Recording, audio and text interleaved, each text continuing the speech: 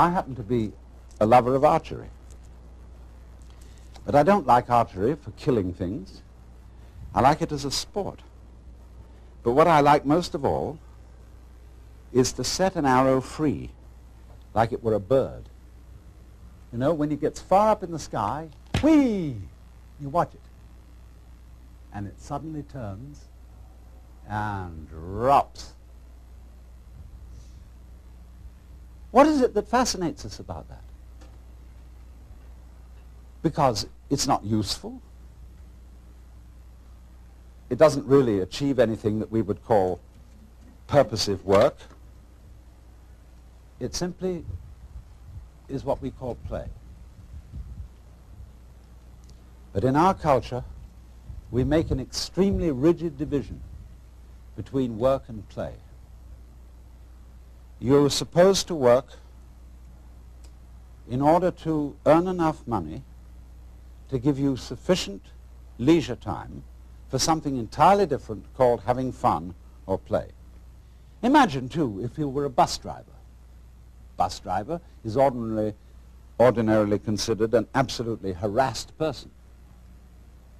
He's got to watch out for all the laws, all the competing traffic, the cops, the people coming on board giving their fares, and he has to give them change. And if he has it in his head that this is work, it will be hell. But let's suppose he has a different thing in his head. Supposing he has the idea that moving this enormous conveyance through complicated traffic is a very, very subtle game.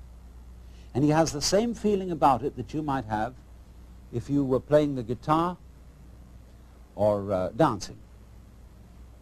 And so he goes through that traffic, avoiding this and avoiding that, and taking a fare like this, and he makes some music of the whole thing. Well, he's not going to be tired out at the end of the day. He's going to be full of energy when he gets through his job. The art of washing dishes is that you only have to wash one at a time.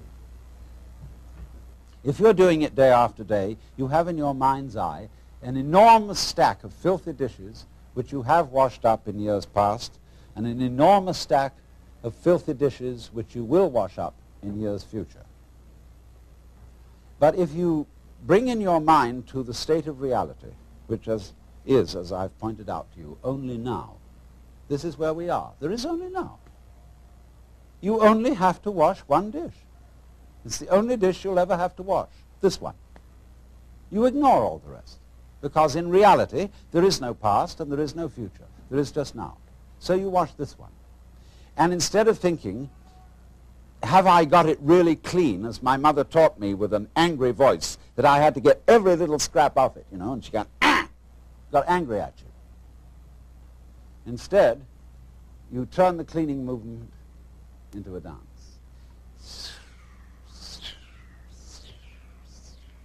Like this. And you dig that. And you swing that plate around, and you let the rinsing water go over it, and you put it off in the rack. Crazy. See? Take the next one. And you get this rhythm going. See? And you're not under compulsion all the time. You know, when I was a little boy and went to school in England, I had to learn the piano. They called it playing the piano. But actually, they said you must play. We had in England compulsory games.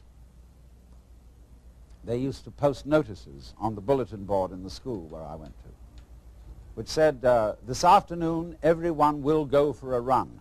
And if you didn't go for a run, and it was found out that you hadn't, you were flogged. So everybody hated going for a run, because they were under compulsion to play. Everybody must play. It's like the whole game of life we're all involved in. It's only a game, but everybody has got to belong. So we went running. I remember one day I was out on a run, and I was trying to enjoy myself because I was running on the balls of my feet, dancing along. And a fellow came up behind me who was running on his heels. He was jogging. And he was going clump, clump, clump, clump, clump, clump, clump, clump. And I said to him, what's the matter with you? You're running on your heels, and you're jarring your whole body all the way through. Okay, but he stuck to it, and he became the champion long-distance runner of the school. But he didn't enjoy it. It was work.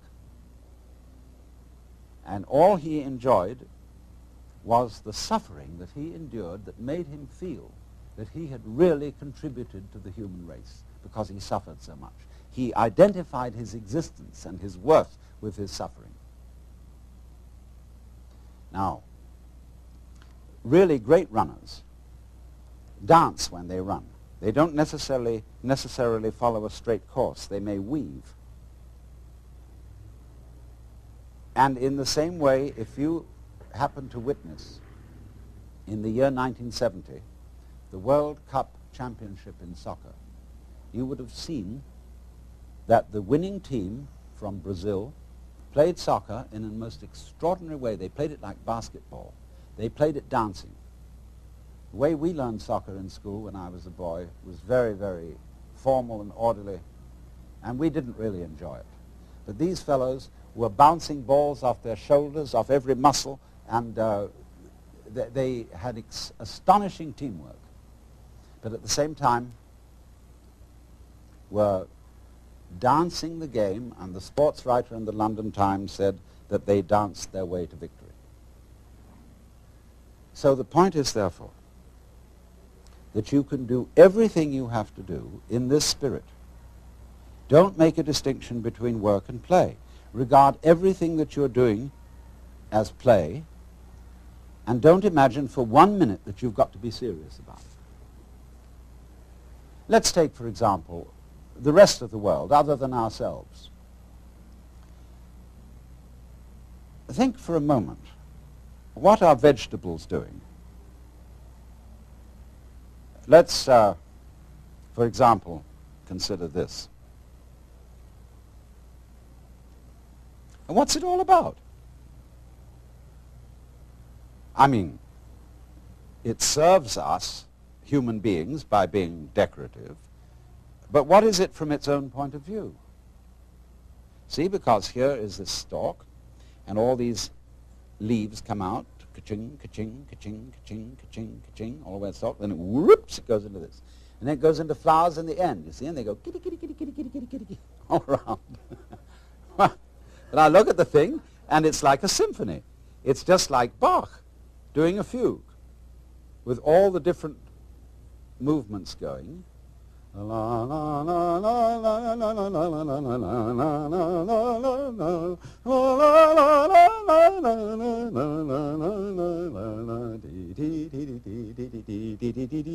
that's what it's about. Well, you say, it's using up air, it's using up energy, it's really not doing anything except being ornamental. And yet here's the whole vegetable world.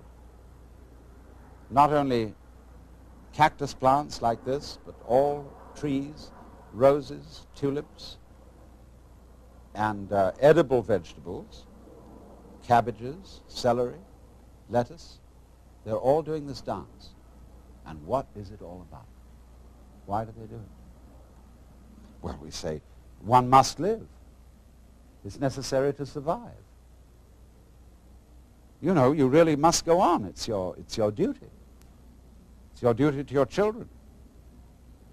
But you see, the thing I feel is if you bring up your children that way and tell them that they ought to be grateful to you because you're doing your duty towards them, they will learn to bring up their children in the same way, and everybody will be depressed. There really is no necessity to go on living. We think, you know, it's part of our Western philosophy, that we think we have a drive to survive, that we must go on living. Because some big daddy said to us, you got to go on living, see? And you better make it, or else. Well, I've already explained to you on this show that the fear of death is completely absurd. Because if you're dead, you've got nothing to worry about. So you'll be all right. So in the same way, you must not No, I don't want to use that word, must not. Because I'm not trying to talk to you as an authority. I'm trying to talk to you as somebody who's opening your mind up, a helper, not a father figure. This thing here, this plant, I'm quite sure it doesn't say to itself, you ought to go on living. You've got an instinct to survive, which is something other than yourself and which you have to obey. See, I don't think of my own instincts as drives, which is the proper psychological term for them nowadays. I think of my instincts as myself. I don't say, excuse me, but I have an unfortunate desire to reproduce myself, and therefore I'm sexy, and would you please accommodate me? I don't say, excuse me, but I have to eat, and really it's absolutely necessary that I eat. I say, on the contrary, hooray! I am this desire to make love, and I am this desire to eat. It's not something else that pushes me around, it's me. Well, all right, but it doesn't have to go on. I don't feel so compelled that if it were to stop, well, if it were to stop, if I were to be killed, that would be another scene. That would be a different form of the dance. If I'm in pain, people say, don't scream, don't cry, because screaming or crying is a perfectly natural reaction to pain. When a baby is first born, they cut the umbilical cord and somebody smacks it on the bottom, and the baby, yeah! See? That's the first thing in the world. There is in Zen Buddhism a koan which says that when the Buddha was born, he suddenly stood up and announced, above the heavens and below the heavens, I alone am the world-honored one. Well, everybody would say that was an extremely proud thing to say. So they give this to students of Buddhism as a problem. How could it be that the Buddha, as a little baby, was so proud as to make this pompous statement when he was born? And if you understand the problem correctly, you answer, see? Because that is the perfectly natural response to the painful event of being born into this world. But thereafter, we always say, baby, don't you cry. Shut up. We don't like to hear babies crying. Shut up. And therefore, we stamp out in human beings their natural release from the problem of pain. If you're in pain, cry. And if you can't do that, then pain is your problem. But if you can cry, and if you can let go in that way, pain is no problem. And if you get the shudders at death, the idea of death, the idea of not being here anymore, just get those shudders and dig them. Because the shuddering, isn't it curious? We sometimes say, you remember that song that said, I am not shivering 'cause I'm cold. I am not shivering 'cause I'm cold. I am not shivering 'cause I'm cold. I am just shivering with delight. You know, when we get the shivers of delight. So all these emotions that we have, the emotions of uptightness, dread, shivers, horrors, can be interpreted in other ways. But we interpret them in a negative way so long as we are under the sense that you absolutely must go on living. Now you see, living, like this plant, is something spontaneous. In Chinese, the word for nature is zhiran, which means that which happens of itself, not under any control of an outside boss. And they feel that all the world is happening so of itself. It's spontaneous. And so you stop this spontaneous flowering of nature cold if you tell it you must do it. It's like saying to someone, you must love me. Well, it's ridiculous. If I were to ask my wife, darling, do you really love me? And she says, I'm trying my best to do so. That's not the answer I want. I want her to say, I can't help loving you. I love you so much I could eat you. And that's what the plant feels in growing. It doesn't feel that it must grow. It's not under orders. It's not a military chain of command. It does this spontaneously. So that when you try to command a spontaneous process, you stop it. It's like saying to someone, now, be unself-conscious. You know, there's a belief in India that if you think of a monkey while you're taking medicine, the medicine won't work. So therefore, when you take your vitamins or next pills, try not to think of a monkey. See? And that will completely tie up the spontaneous process, and it won't work. So all the things that we say to our children, like, well, you must have a bowel movement every day after breakfast. Try, darling, to go to sleep. Stop pouting. Take that look off your face. Oh, you're blushing. And make you feel guilty about blushing. See? All those things are attempts to say this one thing. Darling, little child, you are required to do what will be acceptable only if you do it voluntarily. And everybody on this account is completely mixed up, because we are trying to force genuine behavior. We all admire artists when we say they're unself-conscious. They seem so natural. They seem to dance or paint or talk or play the piano so effortlessly. Of course, a lot of work has gone into it. But if you are a great artist, your so-called periods of practice, when you sit for hours and study your technique on the piano, you will not do that effectively unless it is a pleasure for you. You have to come to the point where going over it again and again is a dance. One of my friends is a great Hindu musician who has the most extraordinary technique in playing an instrument called the sarod. It's like an extremely sophisticated Hindu guitar. His name is Ali Akbar Khan, and he's generally acknowledged to be the leading master of Northern Indian music. He told me once that the comprehension of music is in understanding one note. The meaning of that is he can sit for hours and hours working on this, but there really is only one note at a time. And he gets into that note and listens. He really listens. Gets into the sound.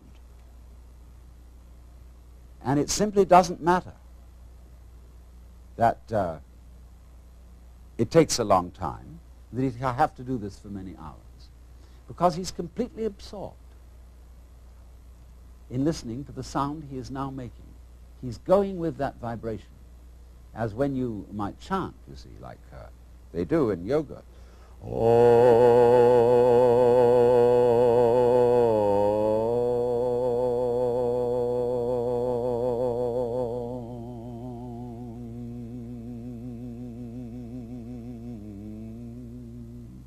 You can keep that up for hours. Now what is this? See, this is the real secret of life. To be completely engaged with what you're doing in the here and now. And instead of calling it work, realize that this is play. In Hindu philosophy, the whole creation is regarded as the Vishnu Leela. That means the play of Vishnu. Leela means dance or play, and from it we get our word lilt. They also, in Hindu philosophy, call the world an illusion. And in Latin, the root of the word illusion is ludere, to play. Because all this going on, the swinging of the ball, the pattern in which the flower goes, is just to swing. And if you take it seriously and say, are you doing anything useful? Useful for what? Useful to go on. But if you take that attitude to going on becomes a drag. Survival becomes a sweat, and it's not worth it. And if you teach your children, and they'll imitate you, they'll treat survival as a sweat which they have to undergo, and they have to keep going on, and they'll teach their children to do it, and the whole continuation of the human race will be a drag, which is in fact what it's become because of this attitude. And this is the reason why we've invented the atomic bomb and are preparing to commit suicide. Because we think we must happen. And to the degree that we think we must happen, we hate it. And are going to bring it to an end and stop it. So I was about to say seriously, but I'm going to change my words and say sincerely suggest. You know, I'm not, in talking to you, I'm not preaching. I'm not actually serious, because I'm really with this rather than any kind of deep philosophy and so on. So I suggest to you sincerely. G.K. Chesterton once said that the angels fly because they take themselves lightly. How much more so then he, she, who is Lord of the angels? Huh. The whole world is 3 for a penny, 3 for a pound, 'tis love that makes the world go round, or in the words of Dante, but my own wings were not for such a flight, except that, smiting through the mind of me, there came fulfillment in a flash of light, that my volition now and my desires were moved like wheel revolving evenly by love that moves the sun and starry fire.